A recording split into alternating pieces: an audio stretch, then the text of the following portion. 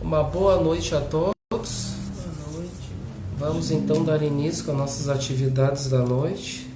Vamos iniciar com uma leitura.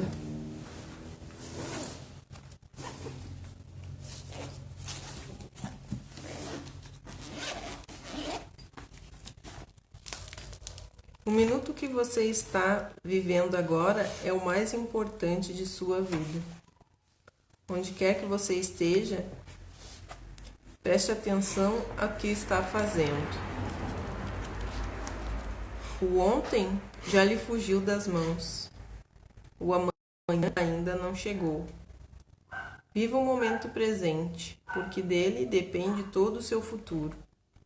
Procure aproveitar ao máximo o momento que está vivendo, tirando todas as vantagens que puder para o seu aperfeiçoamento. Então, com essa mensagem, vamos elevar nossos pensamentos, nossos sentimentos a Deus e rogando a Ele, com a sua permissão, para mais este encontro na noite de hoje, e aqui nos colocando como humildes instrumentos de aprendizado.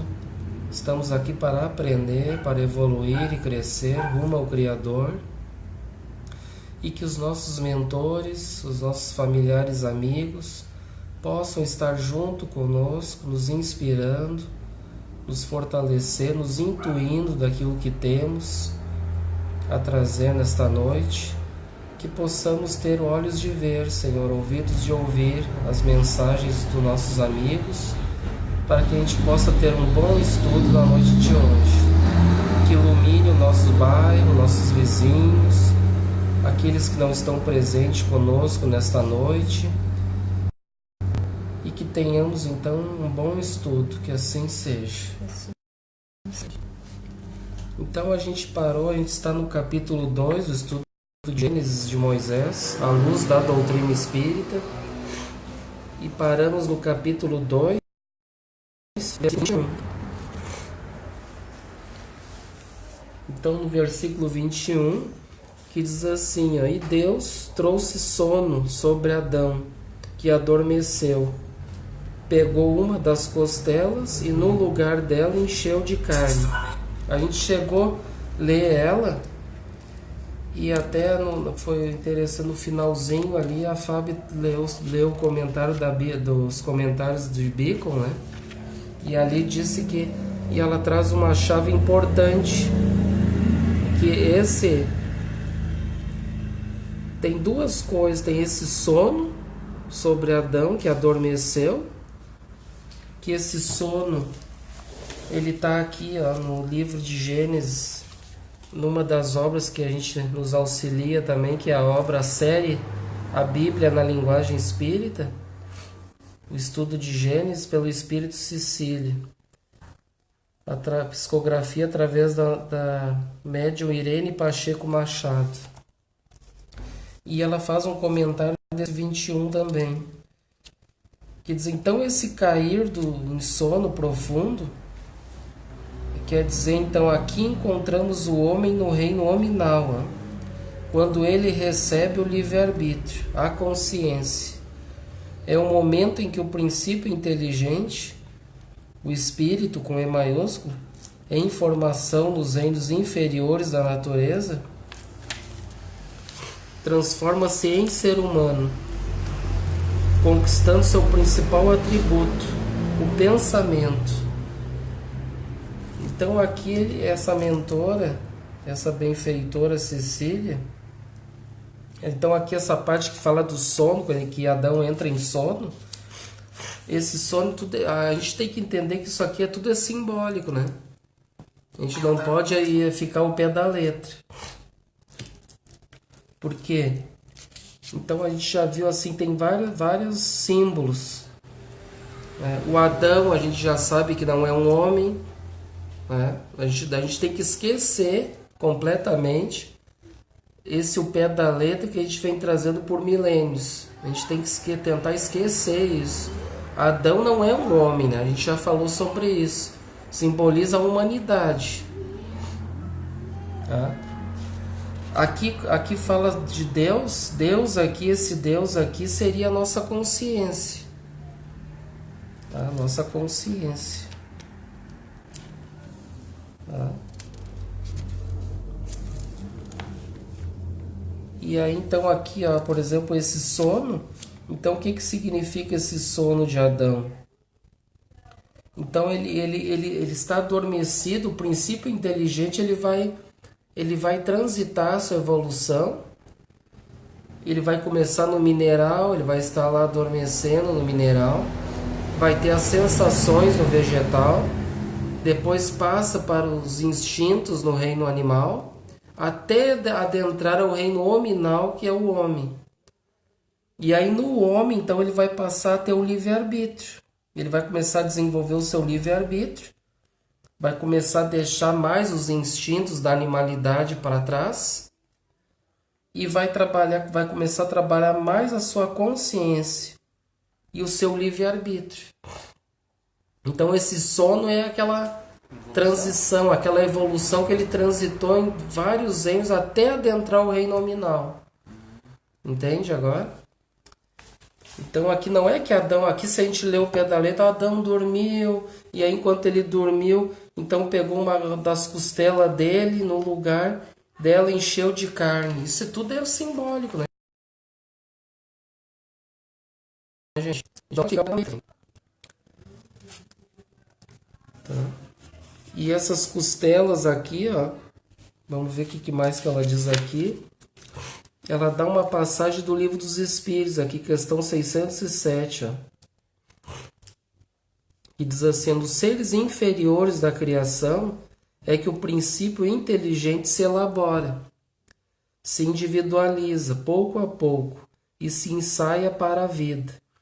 É, de certo modo, um trabalho preparatório, como o da germinação, por efeito do qual o princípio inteligente sofre uma transformação e se torna espírito, ou seja, espírito com E maiúsculo, que com E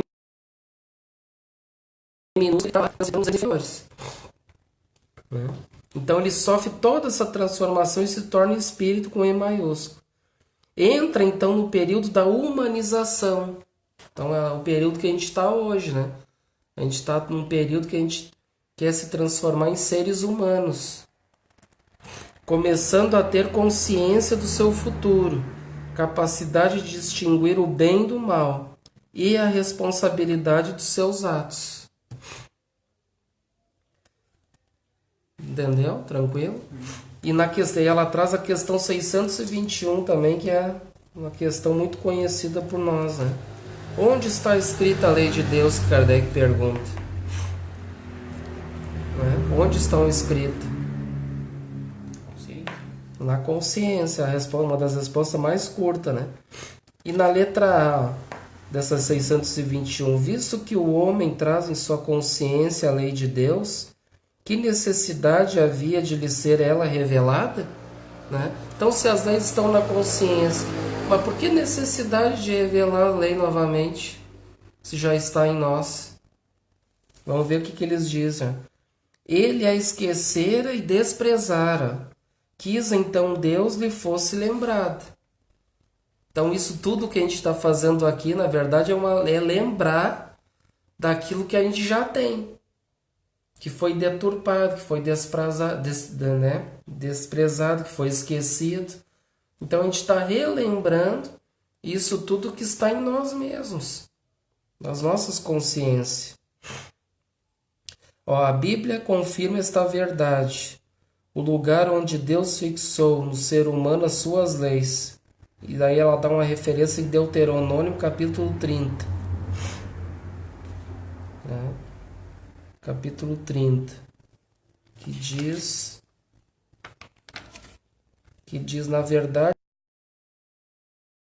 essa lei não é difícil, nem está fora de teu alcance. Não está nos céus, para que possais dizer: quem poderá subir ao céu por nós, para apanhá-la e nolo dar a conhecer, e assim possamos cumpri-la? Não está do outro lado do mar, para que possais dizer: quem atravessará por nós, para apanhá-la e nolo dar a conhecer, e assim possamos cumpri-la? Ao contrário, ela está bem ao teu alcance, está em tua boca e em tua mente, para poderes cumpri-la. Olha só, está no Pentateuco de Moisés, ó, né? No livro Deuteronômio, nós vamos estudar ele. E aí então, voltando ao Gênesis, o capítulo 2, ele diz assim: tirou-lhe uma das costelas e fechou o lugar com carne. Né? Que daí a continuação, entrou em sono, então a gente já viu o que é o sono. Agora ela então foi tirada uma das costelas e fechou o lugar com carne. Vamos ver o que diz aqui. Depois, no 22, diz assim: depois da costela tirada do homem, o Senhor Deus formou a mulher e apresentou ao homem. Aí ela dá um comentário: mas Deus já não havia criado a fêmea, no versículo 27 do capítulo 1? Sim, a fêmea, e não a mulher, que aqui é colocada lado a lado como homem, no caminho da responsabilidade. O ser humano possui 24 costelas em pares, 12 de cada lado, unidas pelo osso externo. Não existem costelas isoladas. Quando simbolicamente o Senhor retirou uma costela de Adão, obviamente viria acompanhada de seu par, a outra costela. Daí fica fácil entender que o simbolismo da retirada da costela de Adão representa uma união, a formação do lar, a constituição da família, o homem unindo-se a uma mulher, a instituição do casamento. Viu que interessante? Que no Champion ele também comenta isso, né? A costela transformou-se numa mulher e lhe trouxe. Aí ele comenta que a mulher não seria a costela de forma alguma porção inferior do corpo do homem, nem de alguma porção superior. Mas para que ele estivesse ao lado dele, como sua companheira. Não há que duvidar de que o foco da ideia está na união espiritual e não apenas na união social e biológica. A mulher não foi criada, ela foi formada do homem e para o homem.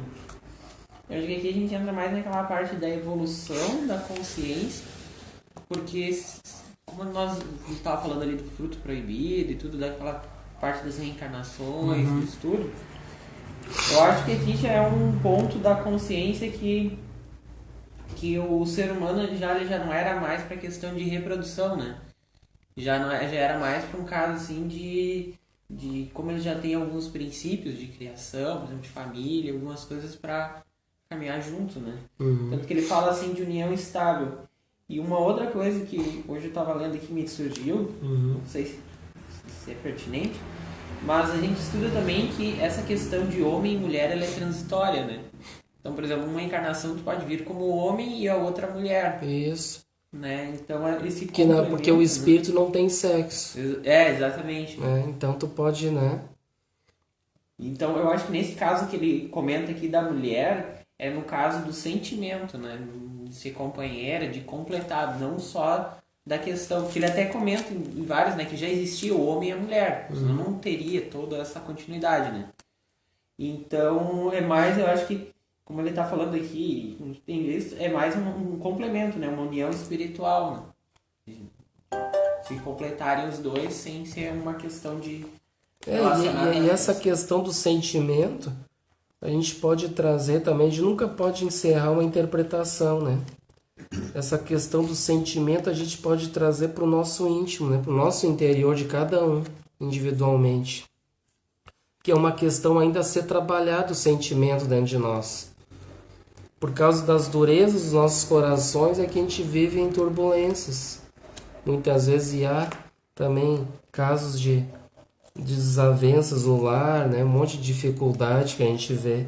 Então, se a gente unir a razão junto com o sentimento, que o homem, né, representando ali por Adão, uma humanidade formada somente pela razão, mas ainda que é necessário ser desenvolvido também o sentimento.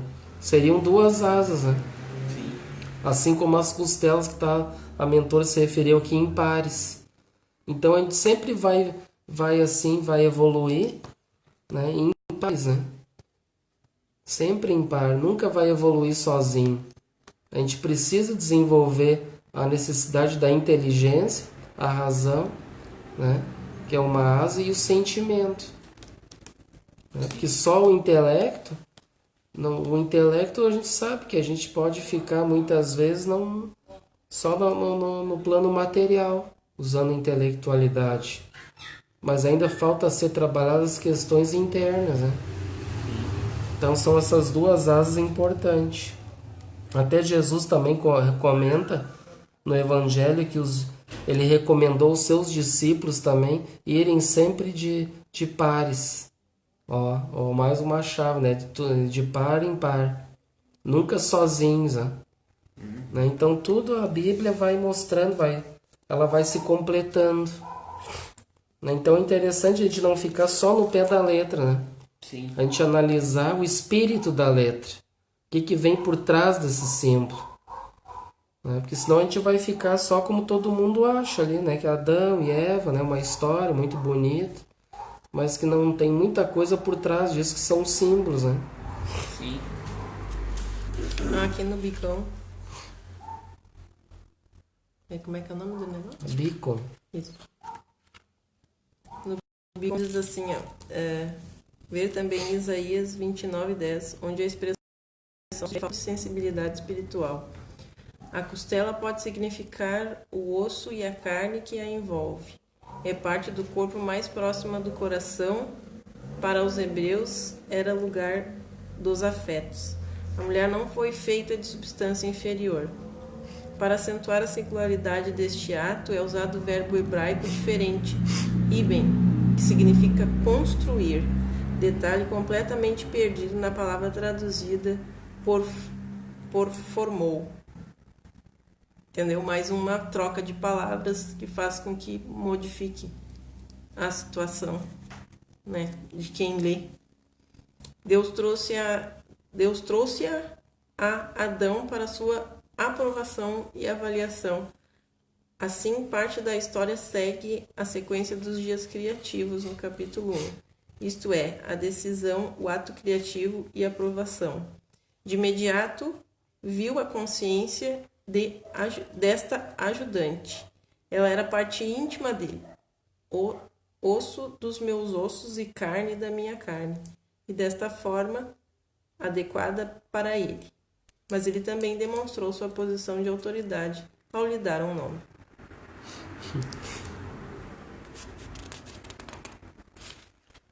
E aqui, deixa eu ver aqui. Aqui não comenta mais. Então vamos para o 23, né?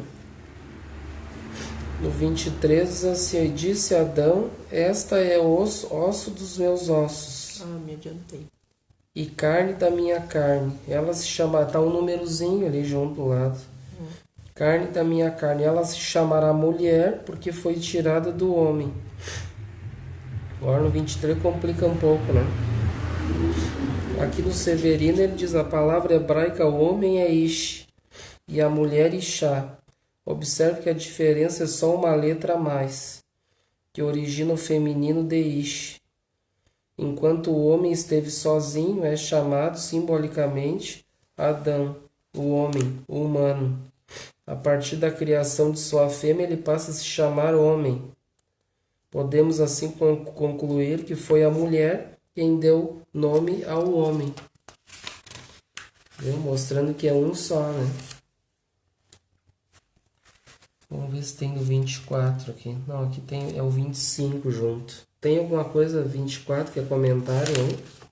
23? 24? É o 23, né? Aqui, o poder divino que havia cumprido a tarefa fez Adão tomar a consciência de sua perfeição. A mulher fora formada já não precisava ser repetida.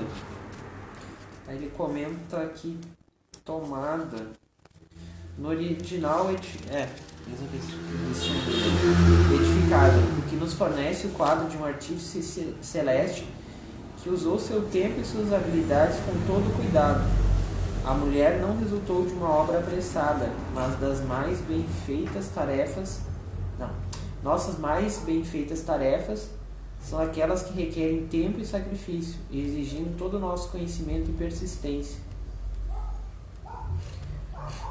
Winnicott dava apoio à interpretação conservadora alegórica do texto. As lições espirituais, como aquelas encerradas no presente texto, atuam através da comunicação por meio da linguagem humana, mas os empreendimentos espirituais devem ter lugar no mundo real. Aí ele comenta da mulher, que era no hebraico Isha, ou seja, tomada do Ish, homem. Literalmente o termo significa homem-ela, ou seja, do homem. Aqui também diz, né? E aí então no 24 diz: por isso o homem deixa seu pai e sua mãe para se juntar à sua mulher. É uma só carne.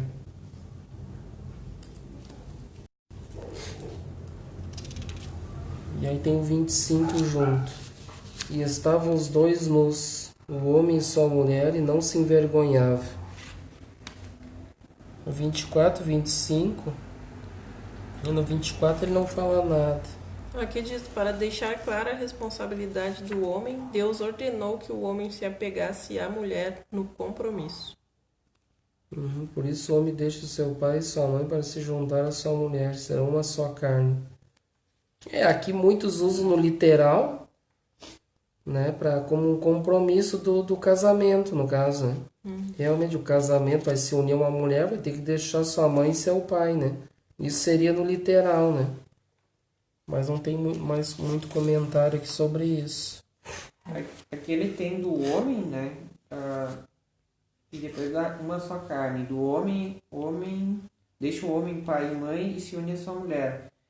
Deixa por ordem de Deus haverá uma conexão mais íntima entre o homem e a mulher, do que pode substituir até mesmo entre pais e filhos. Uma só carne, o termo pode expressar união espiritual. Os dois tornam-se uma única pessoa, embora possuidores de dois corpos. Sua união, pois, é uma união de almas.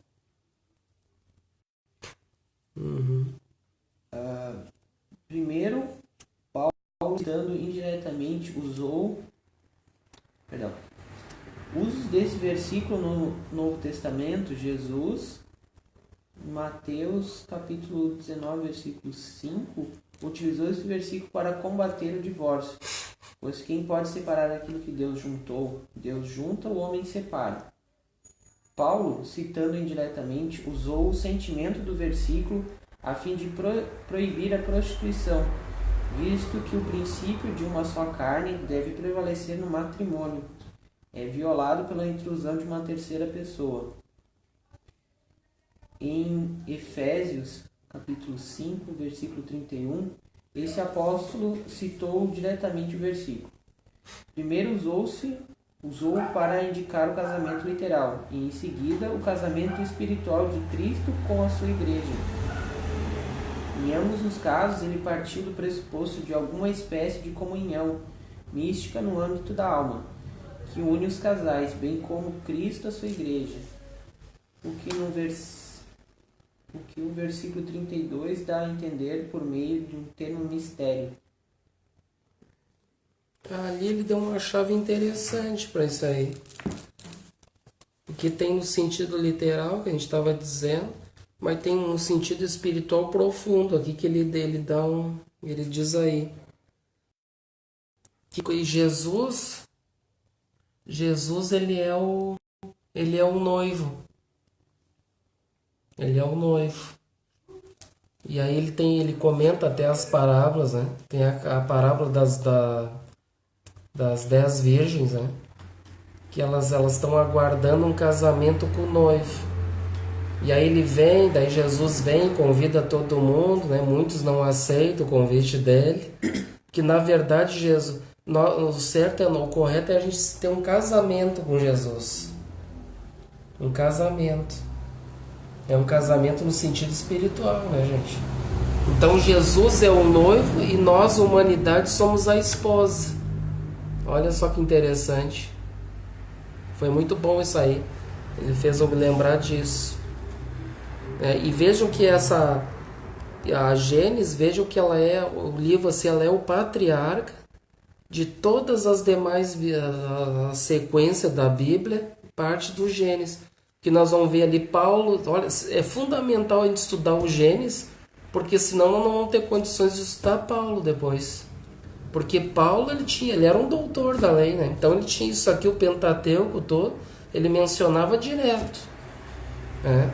E trazendo para o cristianismo.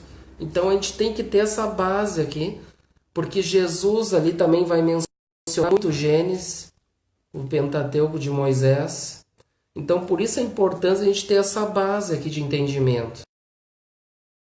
Eu vou falar sobre isso aí, sobre casamento, mas no sentido espiritual, como diz aí. Porque Jesus é um noivo, né, aguardando a nossa decisão de aceitar esse casamento. Ou seja, essa aliança, né, espiritual, né? Essa aliança. Quando Jesus diz assim, ó, porque por isso o homem deixa seu pai e sua mãe. Não tem uma passagem de Jesus lá que diz, né? Deixa sua mãe, seu pai, seus filhos, tudo, né? Por que tem que deixar? Aí uma coisa assim, né? Faz pouco tempo agora que a gente entrou nesse capítulo do Evangelho segundo o Espiritismo, né? Estranha moral, que fala deixar sua mãe, seu pai. Mas como assim deixar sua mãe, seu pai? Veja o que a Bíblia interpreta, a própria Bíblia. Nós vamos ter que largar a mãe e o pai, sair correndo pelo mundo, arrumar uma mulher aí, né? Se a gente interpretar pelo literal. Então veja que tem um significado muito profundo aqui nesse 24. Essa parte que ele comenta aqui até de Paulo usou o sentimento do versículo a fim de proibir a prostituição, visto que o princípio de uma só carne deve prevalecer no matrimônio.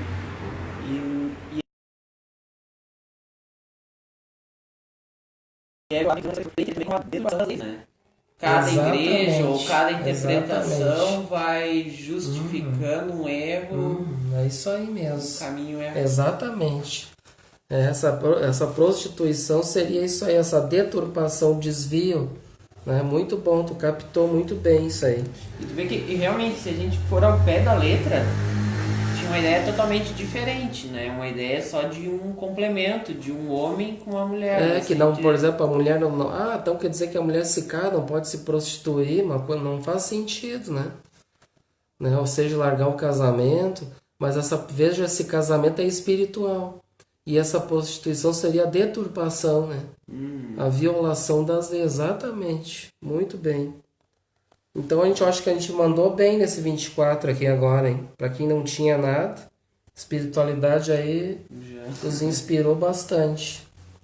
Então no 25 diz assim, estavam os dois nus. E agora? Os dois nus, ó. O homem e sua mulher. E não se envergonhavam. Não se envergonhavam porque viam, mas não entendiam. Então vamos ver aqui ela acho que ela comenta alguma coisa. Esse 25. Ela diz assim, ó, eles não se envergonhavam porque o perispírito de ambos estava limpo, sem imperfeições. Por isso que não se envergonharam. Então neste momento Deus criou a família, unindo o homem à mulher, e não o macho à fêmea.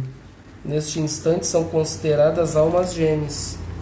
Aqui no caso ela dá uma interpretação aqui no sentido mais da família, né? E a gente foi, né? Deus somou com isso e foi um pouco mais além, né? Neste capítulo uma mulher deixa de ser fêmea e o homem de ser macho. E ambos assumem perante Deus o dever familiar para educar filhos, para recebê-los. Estudando o Evangelho, compreendemos porque Jesus disse, no princípio não foi assim, Mateus 19, versículo 8, referindo-se à criação do homem e da mulher. No começo, o homem respeitava a mulher e a mulher o homem. Como vemos até neste trecho, é acentuada a idade de ouro, do estado de inocência do homem e da mulher. Eles sem imperfeições, estavam nus e não se envergonhavam. Nada tinham do que se envergonhar. Eram espíritos sem erros, crianças e ignorantes. Aqui, Deus instituiu o casamento espiritual, um casamento de amor sublimado, e a responsabilidade do homem e da mulher na formação do lar, da família. Quanto à afirmação de ter sido a mulher formada de uma parte tirada do corpo do homem, ela somente viria indicar a unidade do gênero humano. E a gente já comentou, né? A união homem e mulher constitui a primeira forma de comunicação da pessoa. É no lar, em família, relacionando-se 24 horas por dia, que vamos educando-nos para viver em sociedade. Adão e Eva são nomes dados a todos os homens e mulheres. Adão, na língua hebraica, quer dizer homem. E no livro A Gênese de Kardec, encontramos no item 23, no capítulo 12, que diz assim: o que constitui para a teologia um beco sem saída, o Espiritismo explica sem dificuldade e de maneira racional, pela anterioridade da alma e pela pluralidade das existências. Lei sem a qual tudo é mistério e anomalia na vida do homem. Portanto, a mulher foi criada junto com o homem. No capítulo 1 do Gênesis, Deus cria o macho e a fêmea. Eles vivem sem compromisso, pois são simples e ignorantes. Quando conquistam o livre-arbítrio, são levados a viver em um lar, constituindo família.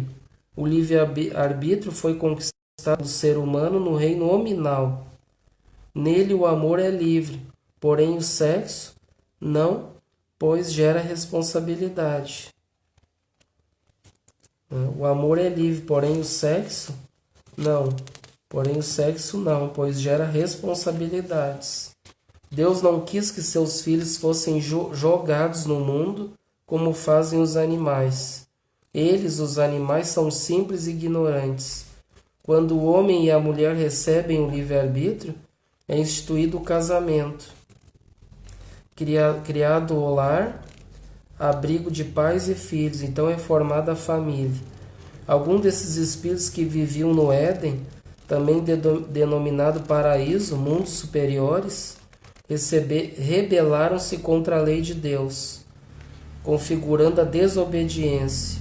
Foram afastados de lá, exilados, por punição para a terra, onde o homem, pela natureza do globo, é constrangido a um trabalho corporal, e reconhecemos que a Deus assistia, razão para lhe dizer no capítulo 3 do Gênesis. Então aqui ela deu um monte de... trouxe obras, né? Trouxe a Gênese de Kardec. E aqui fala da nudez e que não se envergonhava. Então na questão 115 também do Livro dos Espíritos, que a gente gosta de trazer bastante, né? Que ali então os espíritos foram criados simples e ignorantes, sem saber nada. Então quando nós somos simples e ignorantes, sem adentrou o reino nominal, a gente tem que se envergonhar de alguma coisa? Não tem, porque a gente não tem consciência ainda. A gente vai começar o desenvolvimento da consciência, né? Deixando o instinto, mais o instinto de lado e trabalhando mais a consciência. Então, por exemplo, assim, o simples ignorante matou outro, ele não sabe, ele nem sabe o que ele está fazendo ainda, né? Muitas vezes está usando o instinto ainda para sobreviver, né? Hoje, se a gente já matar um ser humano, um irmão, uma outra pessoa, a gente já tem consciência disso, é diferente, né? Sim. Tu sabe, mesmo que tu cometeu um crime, mas aquilo vai ficar na tua consciência, né?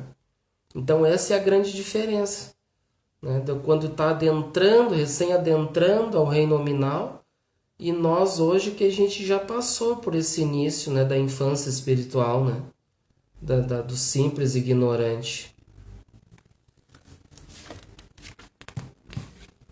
E ela fala também de Então ela fala aqui também sobre aquilo que a gente leu no livro A Caminho da Luz, também, que a gente tinha adiantado, né? Que você leu, os exilados de Capela, né? Que aqui ela diz que eles estavam lá no caso no Éden, que era um paraíso, né? Mundo superior, e eles então se rebelaram contra as leis. E aí então foram exilados de lá, que nem está acontecendo conosco hoje, nosso planeta, né? Expiações e provas, está passando para a regeneração, está sendo feita essa renovação, essa limpeza. Né?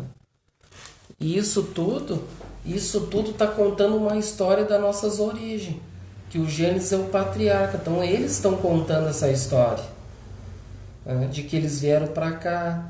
Né? Depois nós vamos ver, vão ter que trabalhar aqui na Terra, né? Porque eles tinham lá tudo de bom lá, Por isso onde que eu eles vim de estavam. lá, então. Né? E aí então vejam que a gente necessita desse estudo para ter uma base, para nós poder entender o restante. Né? Estudar o Novo Testamento, estudar Paulo, estudar o Apocalipse. Que o Apocalipse, na verdade, ele vai encerrar, né, a Bíblia, né? E aí então o Apocalipse ele vai trazer, ele vai chegar, tudo isso aqui que a gente está vendo vai culminar no Apocalipse, né?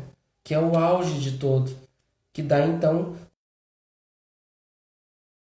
de novo céu e nova terra. Então no Apocalipse, que nós estamos hoje no período do Apocalipse, né, nessa fase de transição, que então é esse período que estamos nos transformando em novos homens, para um novo céu e uma nova terra, um planeta regenerado. E o Apocalipse, então, é só simbologia, né? Que a gente precisa dessa base aqui, vamos estudar o Pentateuco, e aí depois nós vamos começar a adentrar nos profetas para entrar no Apocalipse. Porque a gente não pode ir direto para uma coisa que a gente não tem uma base, entendeu? Então a gente é necessário, é um pouco complicado, mas a gente necessita dessa base. Tá? Não fica só no simbolismo, né? Você vai ficar só ao pé da letra daí, né? Que tem muitos que estudam, né, com todo o respeito, teólogos, aí, pessoas de religiões aí, que são até formados, mas eles têm muitas vezes só o pé da letra ali, né? Eles têm aquele o significado ali, não é um significado profundo, né? E aqui a gente, graças a Deus, a espiritualidade nos ajuda, a gente vai trazendo aquilo que tem, vamos sendo inspirados, e um estudo bem simples, né, para que a gente possa entender um pouco, né, nada de complicar, né. Então vamos continuar. Então agora, aqui a gente então encerra o capítulo 2, né. Então a gente encerra o capítulo 2 com eles então, ou seja, adentrando então ao reino nominal, né, simples e ignorante. Então veja que aqui o Gênesis nós vamos estudar ele por blocos, né?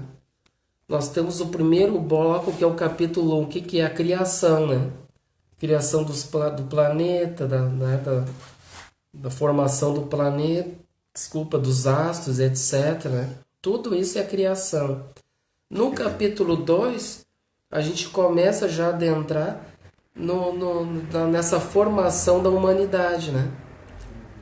No Adão, que a gente viu que Adão não é um homem, né? Que é uma humanidade, né? Que vai ser feito todo um trabalho com essa humanidade. E até adentrar então, né, essa humanidade que adentra o homem simples e ignorante. Podemos dizer isso, né? E agora nós vamos entrar num terceiro bloco, que é o capítulo 3. Que continua, então, contando essa história dessa queda, né? Como ela diz aqui, que dá, então, já é um outro... Então, veja que a gente tem dois tipos de espíritos aqui que a gente tem que analisar. Ó. A gente não pode confundir, né? Nós temos um homem aqui que é ignorante, tá? Que não sabe, que ele recém está adentrando o reino nominal. Mas nós temos um outro elemento, uma outra formação, um outro nível, um outro patamar espiritual, que é esses exilados de Capela. Tá? É um outro patamar. Que então eles estão no mundo lá, que também estavam num período de transição. Eles foram rebeldes, eles não quiseram acompanhar o progresso daquele planeta e foram então exilados para cá, para um planeta primitivo, que quando eles vieram para cá era primitivo ainda. Tá? E lá no livro, esse livro A Caminho da Luz, de Emmanuel, ele explica bem. E eles começaram, aqueles que não tinham tantos débitos com a lei, formaram os povos egípcios. Tá? Formaram os povos egípcios. Já tinham um grande nível, né, de espiritualidade, já tinham um bom conhecimento das questões, né, da espiritual, até inclusive reencarnação, né, já tinha. Então veja que eles já eram mais evoluídos. Então tinha aqueles que estavam começando aqui no planeta Terra e tinham esses mais evoluídos que foram então exilados para auxiliar o progresso dessa humanidade. Então veja que o Gênesis está contando isso. Tá? É importante que a gente entenda isso. E agora no capítulo 3 ele vai começar a falar sobre isso aí, sobre essa queda, tá? Sobre esse exílio que aconteceu. Tá? Aqui nesse capítulo 3, o Severino ele diz assim: este capítulo tem como tema central um grande ensinamento, que é representado pelo simbolismo da queda do homem, ó. Adão e Chava, né? Adão e Eva. E representando simbolicamente o primeiro casal do mundo, simbólico, né? Demonstram com suas atitudes o que todos nós quase sempre fazemos, com nossa invigilância. Aqui demonstra o autor sagrado que a desobediência tem um preço. Segundo o Gênesis, Deus nos dá tudo de que necessitamos, simbolizados num paraíso completo e pleno que satisfaz todas as nossas necessidades. Então Deus ainda demonstra que enquanto estivermos procedendo bem no paraíso que nos deu, Ele caminha conosco, estando sempre ao nosso lado. Deus, paralelamente, nos legou a Torá, o Pentateuco, para ser o nosso guia e roteiro de conduta na vida. A nossa desobediência na caminhada, simbolizada no afastamento da mensagem da Torá, nos faz sofrer com esse paraíso. E Deus deu a todos os seus filhos, aqui simbolizados na figura de Adão. Viu?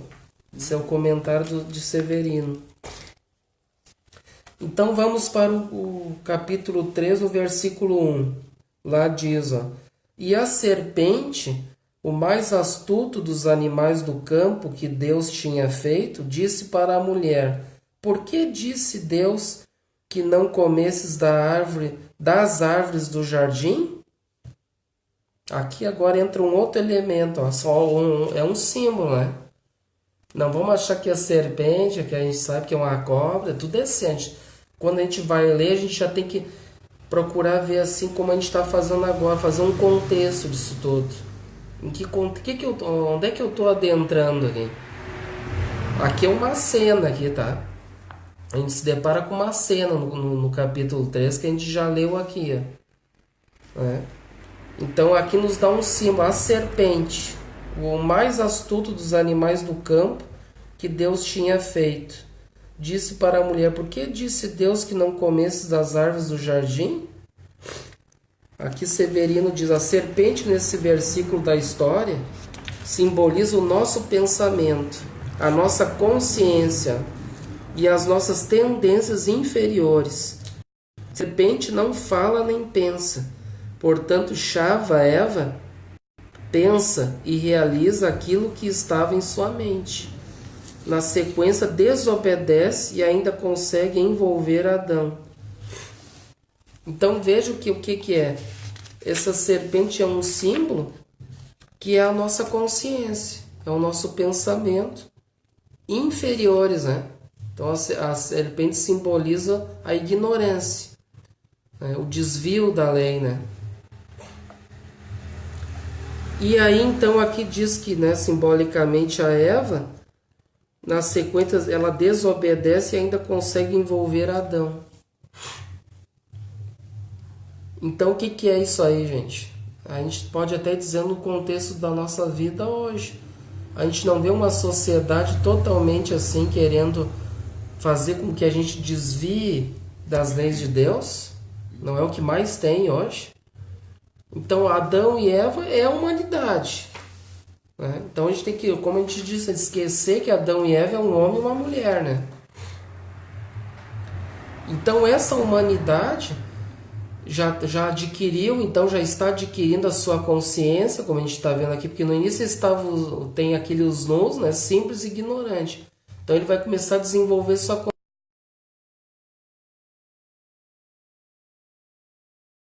consciência. Aqui já pode ter que tinha aqueles dois elementos, né?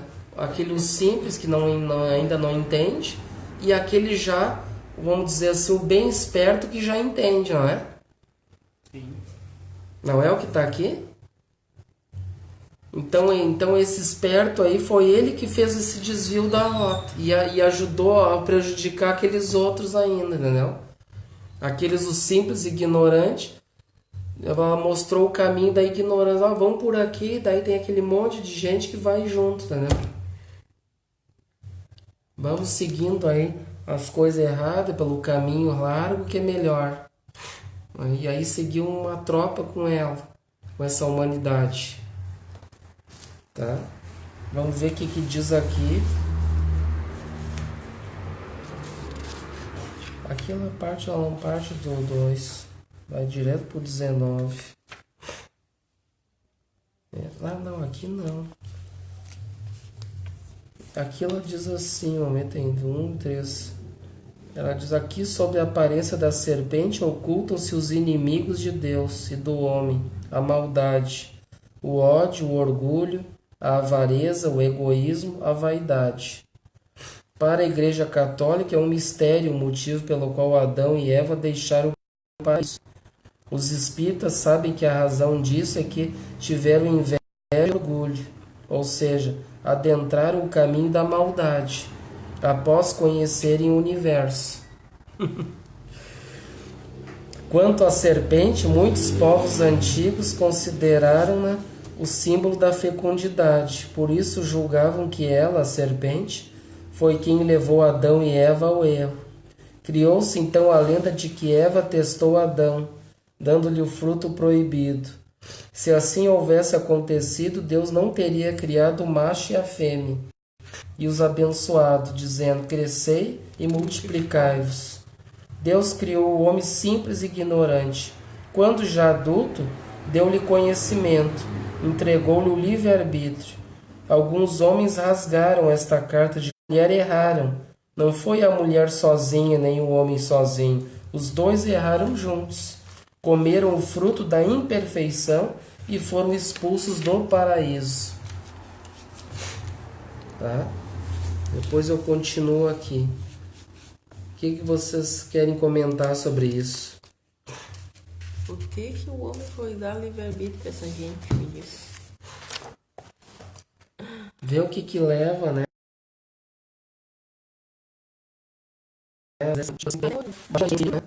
E a gente diz para ele assim: meu filho, faz o que tu quiser da tua vida e dentro de casa, o que tu quiser, tu tá liberado para fazer, imagina.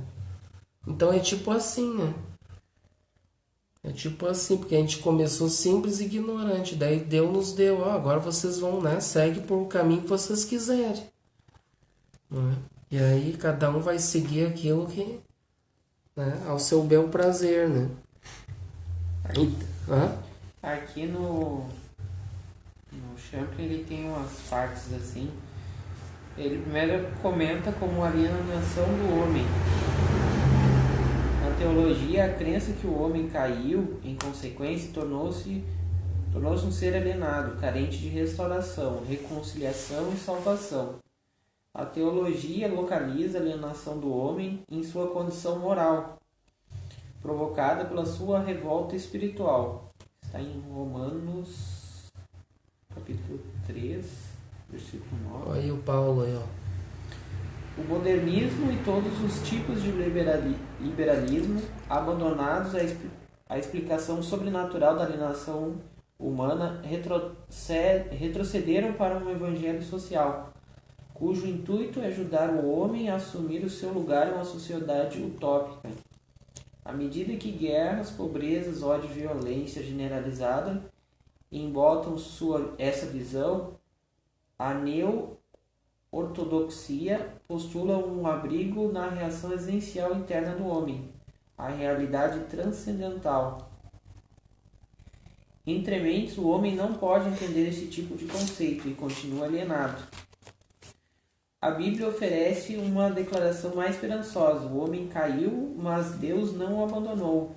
O homem retém a imagem de Deus e a imagem espiritual de Deus continua podendo ser implantada nele. A missão de Cristo no mundo teve por finalidade reverter todos os vestígios da queda, além de conferir a genuína imortalidade por meio do qual os homens podem vir a compartilhar da sua natureza divina. E no caso da serpente, ele comenta como sendo o mais sagaz de todos os animais selvagens. Eu acho que um exemplo que ele pode dar, ele até comenta que alguns povos antigos usavam os dragões e as serpentes, né, como símbolos, porque no caso da serpente, ela, se a gente for parar e reparar, ela é um dos animais que tem que ter um grande conhecimento para poder pegar um bicho, né? Porque ela se arrasta, muitas vezes não enxergam, outras são só pelo olfato ou pelo sensor de calor, né? Então essa serpente realmente, a gente comentou, né? Teria que ser alguém mais evoluído, né? Porque se no caso, se a gente levasse em comparação como se fosse um animal, seria alguém que teria menos capacidade humana, de força, enfim, para mais uma questão mais de inteligência, né? De ter tido esse conhecimento. E agora tu comentou em dragão e tudo mais, para nós ter uma ideia, essa serpente que a gente está vendo aqui do Gênesis, ela vai culminar, ela vai evoluir no sentido assim, eu não sei, evoluir para pior, né? Então olha só, para pior, tá? Ela vai piorar no Apocalipse, que ela vai se tornar um dragão. É o dragão que está no Apocalipse, só para dar uma adiantada. Então, ou seja, essa perversão toda aí da consciência, ela vai culminar num dragão, tá? Já tá quase, né?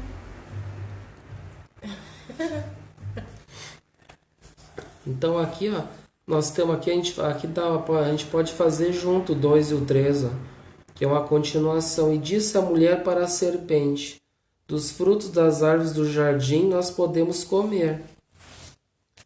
E no 13, do fruto da árvore que está dentro do jardim, disse Deus: não poderão comer e nem tocar nele, para que não morrais. E agora? Então, ó, até então não existia a morte. No entanto, o homem, com a ausência de conhecimento de tudo o que o cercava, não tomara ainda ciência da existência dela. A árvore do conhecimento do bem e do mal lhe despertou esta consciência. A fase do pré-conhecimento simboliza um período em que existia inteligência humana, mas não o conhecimento. Tinha inteligência humana, mas não conhecimento. Para que não morrais, esta é uma tradução simples ou literal. Na verdade, no original hebraico, antes da palavra morrais, existe a palavra pen. Pen aqui significa adivinhação. Talvez, donde se pode concluir que a serpente colocou dúvida na cabeça da mulher. A repetição do que já existe no texto 2,17 abre espaço para a serpente plantar a dúvida. Aqui nessa da Cecília, ela diz: a árvore do bem e do mal é aquela cujo fruto daria experimentalmente ao homem o conhecimento de qual o mal acarreta desobedecer a lei de Deus, e consequentemente do grande bem que perde aquele que a desobedece. Então aqui essa árvore que Deus então permite conhecer, que é então nós ter realmente o conhecimento das leis, né? Estudar, aprender essas leis e não, na verdade, desobedecer isso. Porque aqui, na verdade, vamos dizer assim, que seria assim tá dando um recado aqui para nós não desobedecer as leis, né? E o que está acontecendo aqui foi uma desobediência, né, das leis. Porque aqui ele diz: e disse mulher, para semear dos frutos da árvore do jardim nós podemos comer. Deus permitiu que a árvore que é os frutos do conhecimento, né? E no 13, do fruto da árvore que está dentro do jardim, disse Deus, ou seja, a nossa consciência: não poderão comer nem tocar nele, para que não morrais. Que podemos dizer que são que a nossa consciência, que nós não podemos então tocar, viver os frutos da iniquidade, né? Os frutos de então a não procedência das leis, o não cumprimento das leis de Deus. Porque aqui Deus, na verdade, Deus não dá ordem para ninguém, né? Vamos direto ao ponto também, né? Que a gente estuda a doutrina. Aqui, na verdade, olha só, Deus é um símbolo aqui. Deus não disse para não comer desse fruto. É a nossa consciência. Porque quando a gente tem já um certo conhecimento as leis estão na nossa consciência, quando a gente comete um erro, a consciência vai nos avisar. Lembra do aguilhão da consciência? Ela vai nos cutucar: não vai por aí, que tu vai te machucar, tu vai te quebrar. Entendeu? Então ela é um aviso da consciência: cuidado, né? Não é por aí que é o caminho, né? O caminho é o único, o caminho é o das leis, tá? Então é mais ou menos por aí o papo, né? Aqui no Bicon diz assim, tem só uma frasezinha mais ou menos: a serpente percebeu a vantagem e passou a negar categoricamente a verdade da declaração punitiva de Deus, declarando positivamente: certamente não morrereis. Mais ou menos como acontece na sociedade, né? Capaz, faz o que tu quiser, não vai acontecer nada, né? Entendeu? Em relação à serpente, isso aí é papo. Faz o que tu quiser, não vai te acontecer nada. E a gente sabe, essa morte, a gente pode dizer assim, essa morte é no sentido espiritual, né? Moral. Que muitos vivem essa morte espiritual, né? Vivem como se fossem zumbis aí pelo não cumprimento das leis divinas, né? Então elas estão mortas psicologicamente, na verdade, né? Então essa morte é simbólico, é espiritual, né? Porque a gente não pode entender que aqui, se nós for pelo literal, Deus diz para não comer. Se tu comer aquele fruto, tu tá morto, tá envenenado, então esse fruto, né? Entender?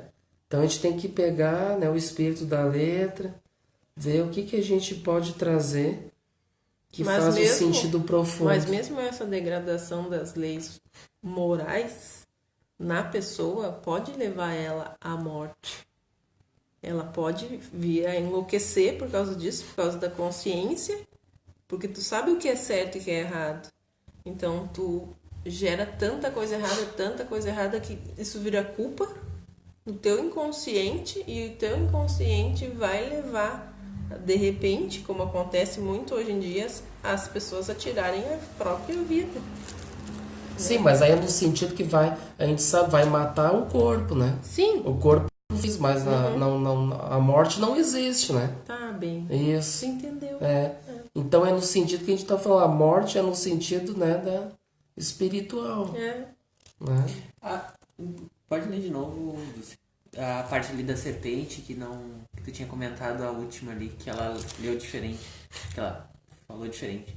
A serpente percebeu a vantagem e passou a negar categoricamente a verdade da declaração punitiva de Deus, declarando positivamente: certamente não morrereis. Isso daí a gente também pode pensar da seguinte forma: a serpente era um ser astuto, né? Inteligente, e poderia ser também do caso assim: olha, vem pra cá, pode fazer tudo de errado, mas se tu fizer tal coisa, tu não vai morrer. Deus vai te perdoar, e Deus é bom. Então ele também tem uma questão ali da serpente, seria de uma manipulação, volta de novo para o que a gente tinha dito, de alguém mais, no sentido de que a serpente estava contradizendo uma coisa de Deus, ou seja, Deus trouxe para nós os ensinamentos, né, as leis, e vem a serpente e diz não, mas Deus, ele é bom, tu pode fazer tudo isso de errado que ele vai te perdoar, né? Então essa da serpente é uma questão às vezes que a gente vê, é uma letra às vezes que às vezes a gente não, tu pode fazer tudo. Essa serpente seria alguém às vezes Sim, bem esperto, bem de astúcio, né? Astúcio que vai te dizer, vem pra cá, que aqui não tem problema. Se tu fizer errado, Deus vai te perdoar. Tu matou, não tem problema. Tu vai ali e doa uma cesta básica, como se fosse a lei, se a gente levar até, não pra religião, mas também pra lei humana, pra leis leis nossas que a gente tem que obedecer. Muitas vezes a gente vê também coisas que são erradas que são punidas de forma ridículas. Então, por exemplo, uma pessoa bebe, pega um carro, sabe que não pode dirigir às vezes sem carteira, bebendo, vai lá e mata uma pessoa. O que seria essa serpente? A gente pode entender também às vezes como um juiz, alguém que julga, seria na nossa esfera humana que não dá para dizer Deus, mas seria alguém que ia reger as leis, vai dizer, não, tudo bem, tu fez isso errado, paga uma cesta básica. A gente pode dizer que a serpente seria, no caso, o opositor. Aquele que vai sempre pedir conta, porque hoje em dia a gente está vivendo uma sociedade que muitos já estão dizendo que o certo é o errado, né? Sim. Então essa oposição do que é o certo, que são as leis de Deus, né? Não as leis dos homens, falhas ainda. Então essa serpente representa dentro de nós mesmos essa oposição às leis divinas. E isso aí abrange em todas as áreas, como tu comentou. Até dentro do lar. Tu pode ser um marido corrupto, uma mulher corrupta, um filho, né? Sim. Então a serpente está em tudo, está em nós mesmos, né? E o que eu também notei assim, que ele fala do que para não morrais, também a gente pode às vezes entender como quando nós fizemos a passagem, às vezes a gente comenta daqueles espíritos que chegam lá com a luz bem baixinha, né? O morrais aí talvez seja uma parte de escuro. Né? Chegar com a luz bem... Ele vai ficar obscuro. Exatamente. Ele vai ficar totalmente sem luz, porque ele não brilhou a sua luz, ele não trabalhou as virtudes, o caminho reto, né? Caminho estreito. Vai chegar lá, vai ver um monte de luz e ele... Pelo contrário, vai ver um monte de irmãozinhos ali também que vão estar... querendo tirar a luz dele. Vamos ver se eu penei aqui. Vamos ver aqui. A árvore da vida é o livre-arbítrio. O homem e a mulher desobedeceram a Deus, por isso tiveram de vir para um planeta de provas e expiações, onde o homem tem de trabalhar para sobreviver, e a mulher, que nos mundos superiores tinha seus filhos sem sofrer a dor do parto, na terra sofre não por castigo, mas dada a condição fluídica do planeta. No dia em que a terra tornar-se regenerada, a mulher terá outra condição, a de um parto mais fluídico, um parto sem dor. É falta de respeito à mulher a lenda de que ela é culpada pela queda do homem. Tudo isso não passa de fantasia, de falta de conhecimento. O ser humano, seja ele macho ou fêmea, foi obrigado a sair do mundo onde vivia, porque não tinha condição de lá permanecer. É o mesmo que fazemos quando em um cesto de frutas há uma podre, não tiramos a estragada e a jogamos fora? Isso fez Deus, tirou o homem e a mulher que não estavam obedecendo a sua lei e os trouxe para o planeta Terra. E hoje a gente vê a maioria hoje das frutas estão frutas são retiradas do cesto. Quando a gente trabalhou a parábola também uma parábola da rede, que ali fala, né? Jesus diz que a gente tem uma cesta de peixe E ali a gente deve fazer uma seleção, né? Tirar os peixes ruins e deixar só os peixes bons, viu só? Tem tudo a ver com isso. Essa seleção está acontecendo, né? Mas não é no sentido de não ter que entender que Deus... Ah, mas peraí, Deus então tá castigando, tá punindo. Novamente, a gente tem que ter todo um cuidado que dentro da doutrina de espírito não existe Deus punidor, né? Deus punitivo. É as nossas consciências que vão nos punir de não fazer parte daquela cesta de fruto, né? Óbvio que se eu estou estragado, eu não devo ficar junto com os outros, né? Então é uma seleção natural. É isso que a gente deve entender. Né? Mas não é Deus que vai separar, que vai fazer. É nós mesmos que vamos nos excluir da sociedade que quer progredir. E aqueles que não querem, eles estão, né? Eles mesmos vão se renunciar a isso tudo, né?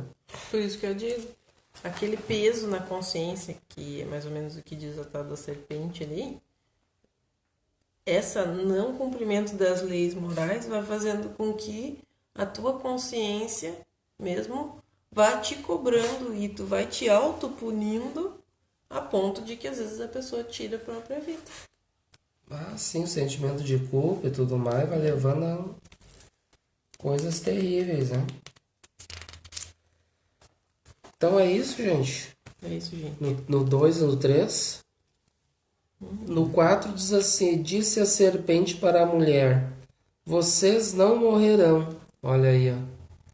A serpente elimina primeiro a possibilidade de punição, ó. Viu? Eu até tinha comentado sobre isso, ó. Viu?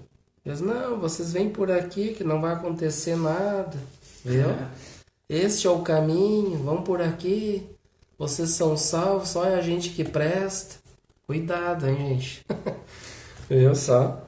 Cuidado com as facilidades, né? A porta larga, né? É isso. Vem por aqui, o oba-oba, aqui é mais atrativo. Você vai se dar bem.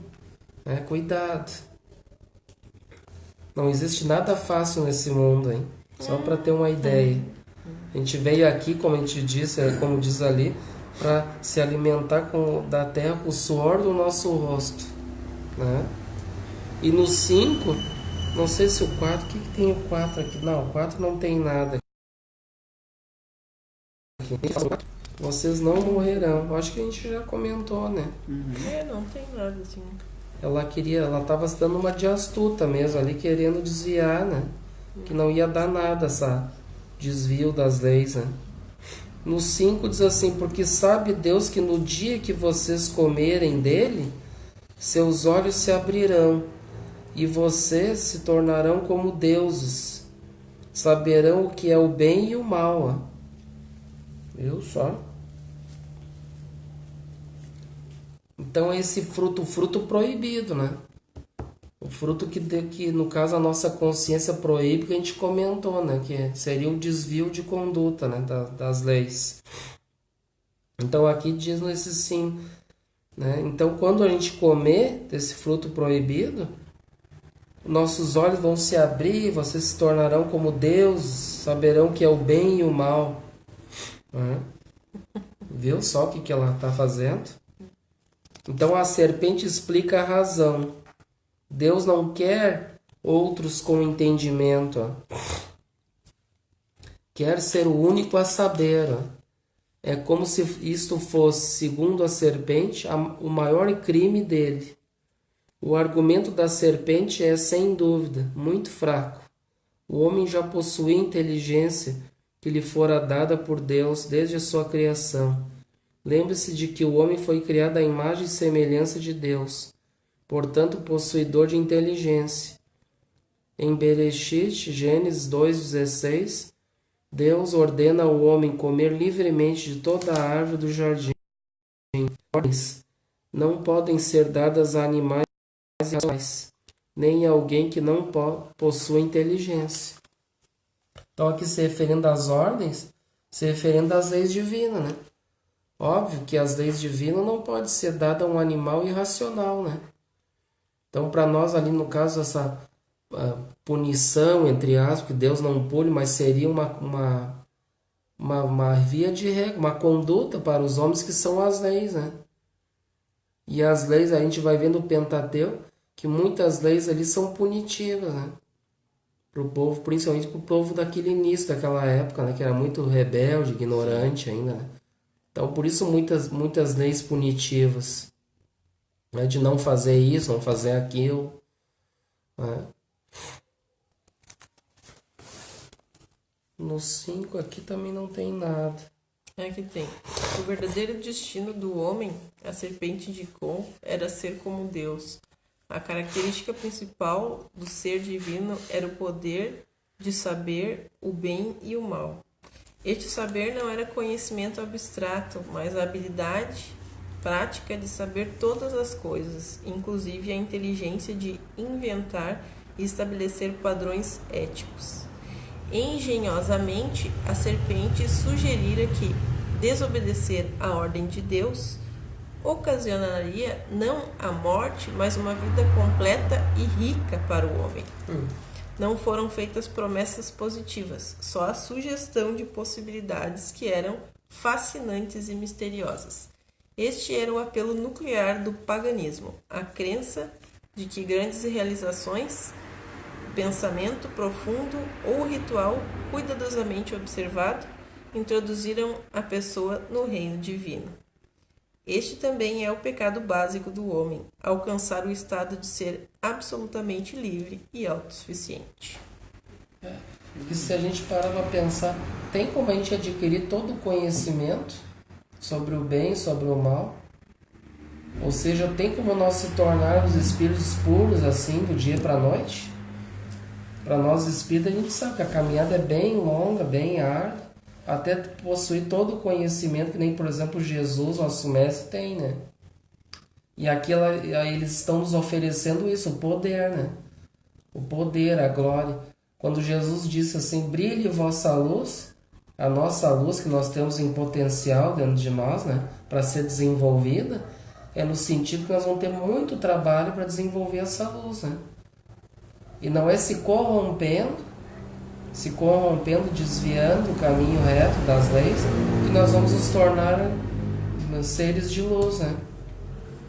E nem do dia para a noite, né? A caminhada é bem longa.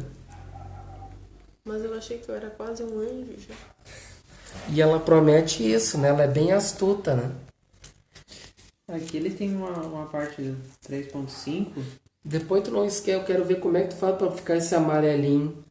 Que eu mandei lá pro grupo, se vocês chegaram a ler. Eu mandei vários do Honório, que aqui é bom nós acompanhar aquela leitura do Honório lá também. Que né? A gente já comentou bastante coisa aí que foi colocado lá. Tá? Eu achei até mais fácil pegar e tirar o print que eu tô lendo, sabe? E eu vou lendo assim, durante o intervalo do serviço. Eu tiro um print daquela página ali para dar uma lida naquilo ali, né?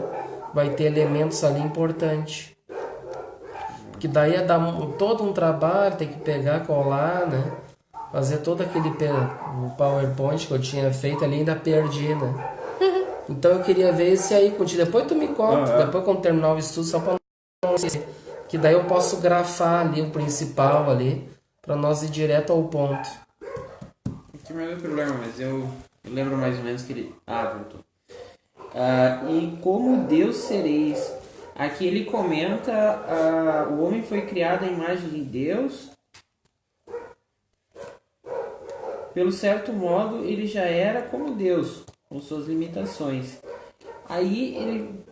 pular umas partes aqui que ele fala, mas eu acho uma parte interessante que ele fala é que os homens deificam a si mesmos por meio da concupiscência e do poder. De acordo com certas filosofias, ter poder é ter direitos. Para muitas vidas, o que funciona, embora seja algo errado, torna-se norma. Existe um patriotismo estúpido como o que transpira nas palavras de Steven Decatur. Nosso país que sempre esteja com a razão, pois é a nossa pátria, sem se importar se estiver ou não com a razão. Na mente de algumas pessoas há uma filosofia constante que diz que bons alvos podem ser atingidos por quaisquer meios. Foi assim que surgiram os lamentáveis exemplos de Hitler e Stalin, que cometeram genocídio sem conta para promover suas causas. Há muitas pessoas que continuam adorando esses deuses falsos.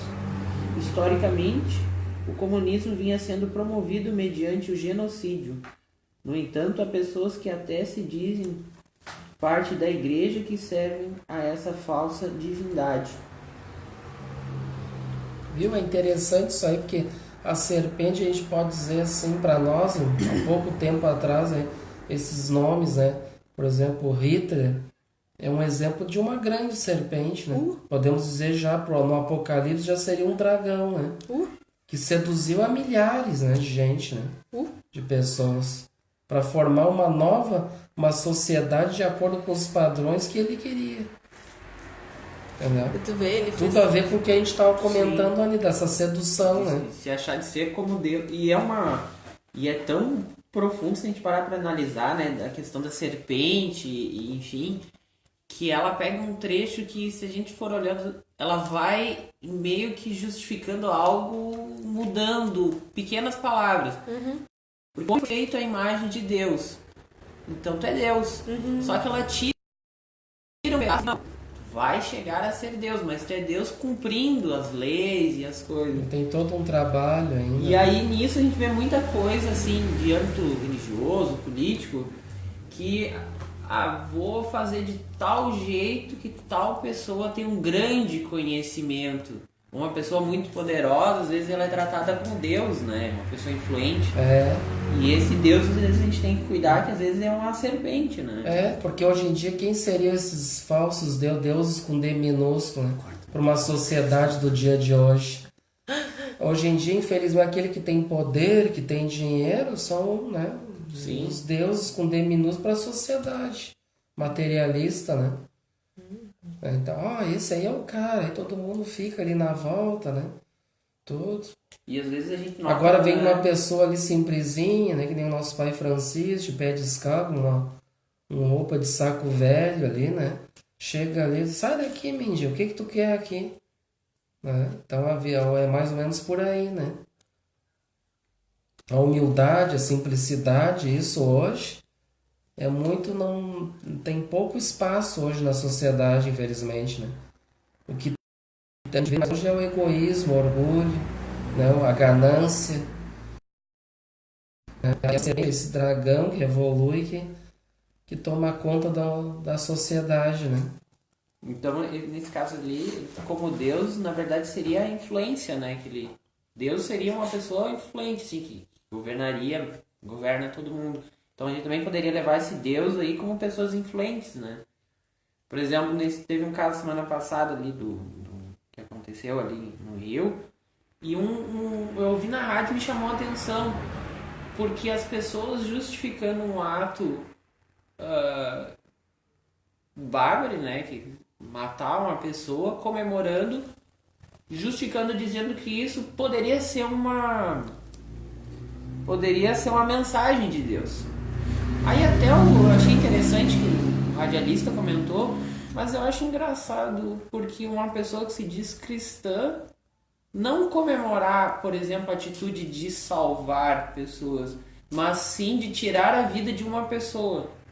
Pois é. Né? E ele estava comentando uma pessoa que é muito influente em todo o processo que a gente tem agora no Brasil, uma pessoa super influente que deu uma declaração disso. E até o que eu achei interessante que o radialista foi, que ele não foi para lado político, né? Ele foi assim, mas se a gente refletir, eu acho que tem uma diferença do cristianismo que eu sigo pro que essa pessoa segue, né? Então, que nem ele deu os exemplos ali de Hitler e Stalin, mas se a gente levar, eles só fizeram o que fizeram porque também tiveram pessoas que acreditaram naquilo. Né? Se todo mundo tivesse dito não, por exemplo, para Hitler, não teria acontecido, né? Às vezes a gente coloca a culpa numa pessoa, não. A gente elenca um Deus e coloca uma responsabilidade nele. Mas às vezes o nosso próprio Deus, né? Que nós ainda chegaremos algum dia. Existem os enganadores e aqueles que se deixam enganar pelos enganadores. E isso continua até hoje. As facilidades, vem aqui que nós vamos te salvar, vai conseguir o reino do céu, só da nossa religião que tu vai ser salvo, e etc, etc, e todos os campos, né? Então vamos se encaminhando para o final, vamos ver aqui. A gente parou no 3.5. No 5. No 5 não tem. E no 6 diz assim: e a mulher viu que a árvore era boa para se alimentar, e desejável para os olhos, e bonita para o entendimento. Tomou do fruto dela e comeu, e deu para o seu marido que estava com ela, e ele comeu. Então aqui foi, no caso assim, a aceitação da proposta, né? Disso tudo que a gente está comentando aí, né? Ou seja, a humanidade, a maior parte da humanidade aceitou essa proposta.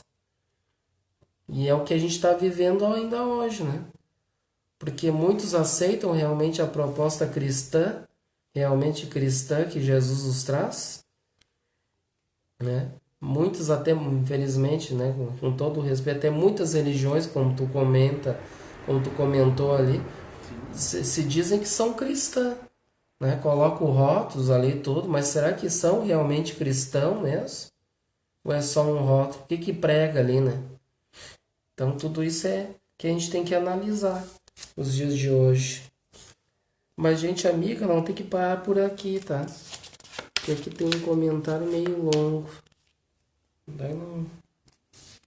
A gente para então nesses 6 aí, tá?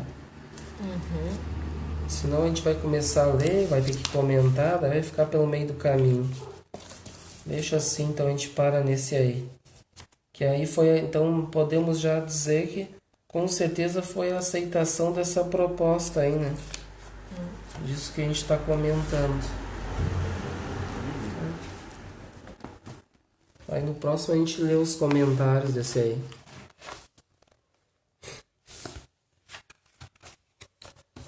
Mas hoje foi muito bom, né? Viu? Ainda bem que tu veio aí, hein? Foi muito bom a espiritualidade aí. Trabalhou bastante aí em ti aí, hein? Trouxe bastante coisa importante para nós aí, viu? A importância de todos nós, né? Senão a pessoa daqui a pouco fica só um ou outro aí, faltam às vezes aquilo, eu não vou ir porque eu acho que não é importante, mas às vezes faz bastante a diferença, muito importante, todos, né? Nossa irmã também nos desfalcou hoje aí, né? Então seria mais um elemento para contribuir também, né? Mas ela tá doente. Tá dodói, então que Deus ajude, logo tá de volta aí. Então vamos agradecer a todos aí pela presença, aqueles que estão nos assistindo, e vamos então convidar todos, vamos então fazer a nossa prece de encerramento e agradecer a Deus, ao nosso Pai, ao nosso Pai Francisco, nosso Pai menor, por abençoar, iluminar toda essa família, todos nós aqui com essas atividades, mesmo com as dificuldades que temos, no caminho para desenvolver essas atividades da melhor forma possível, mas a gente sente, graças a Deus, graças a esses amigos, nos intuindo, nos inspirando e trazendo aquilo que a gente já tem do passado, elementos para contribuir, para nos auxiliar, que como nos dias nossos estudos, as leis já estão nas nossas consciências, muita bagagem espiritual já temos e trazemos para hoje na doutrina espírita, nos auxiliando com essas atividades, com esses estudos, e graças à espiritualidade, nossos mentores, a gente consegue juntar elementos para conseguir fazer da melhor forma possível um estudo simples, mas que a gente possa ter um bom proveito, um bom entendimento e trazendo para nossas vidas estes conteúdos. Então agradecemos a todos a presença, que abençoe e ilumine a todos aqueles que estão acompanhando nos lares, aos vizinhos, a todo o bairro, E damos então, Senhor, por encerradas as nossas atividades a noite de hoje. Que assim seja. Assim seja. Tenham todos então uma boa noite e até os próximos encontros.